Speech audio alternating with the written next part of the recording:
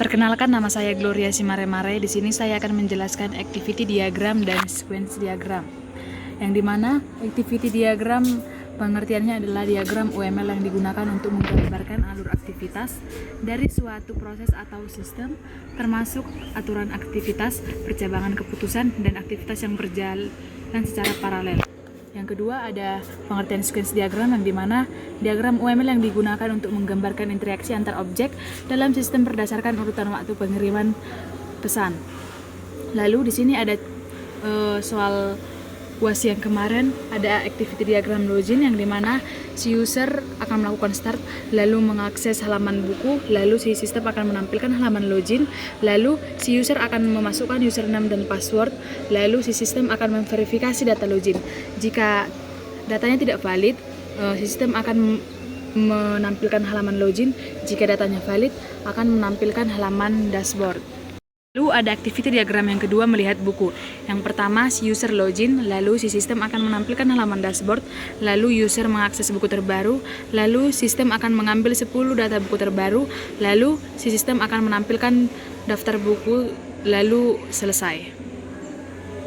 Yang ketiga ada activity diagram meminjam buku. Yang pertama, si user akan login, lalu si sistem akan menampilkan halaman dashboard, lalu user mengakses daftar buku, lalu user memilih buku, lalu si sistem akan menampilkan buku jika tidak tersedia, lalu jika tersedia si sistem akan menampilkan daftar buku. Lah, di sini ada mencatat buku transaksi, lalu mengubah status buku, lalu dari frameworknya ini akan meminjam bukti peminjaman, lalu selesai. Lalu ada sequence diagramnya, yang dimana ini ada user akan mengakses halaman login, lalu halaman login akan menampilkan halaman loginnya, lalu si user akan memasukkan username dan password, lalu memvalidasi username dan password, lalu meminta data dan login, lalu ini mengirim data, dan si proses login akan mengget data username dan password ke halaman login. Lalu sequence diagram yang kedua, melihat buku terbaru.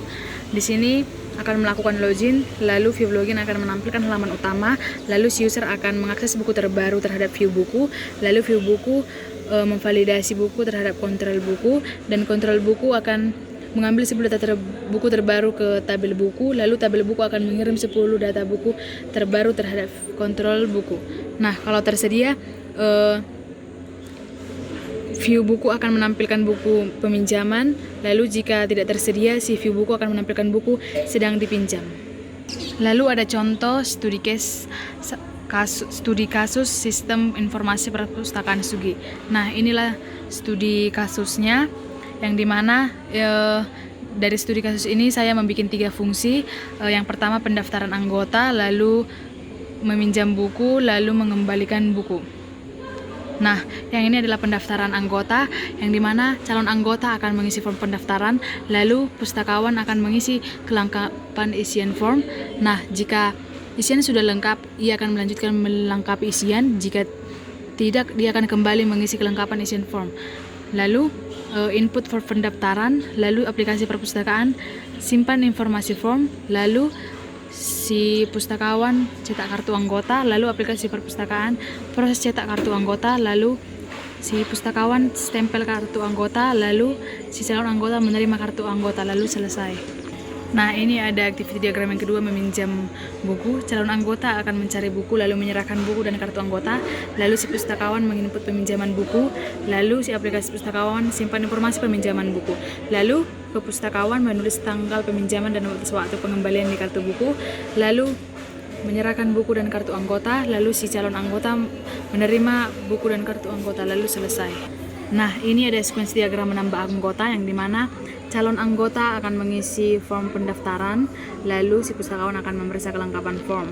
Nah, di sini ada pustakawan menginput data pendaftaran terhadap aplikasi perpustakaan, lalu si aplikasi perpustakaan simpan informasi anggota, lalu si pustakawan cetak kartu anggota, dan si aplikasi pustakawan mencetak kartu anggota, lalu menyerahkan kartu anggota terhadap si calon anggota. Lalu yang kedua ada sequence diagram meminjam buku.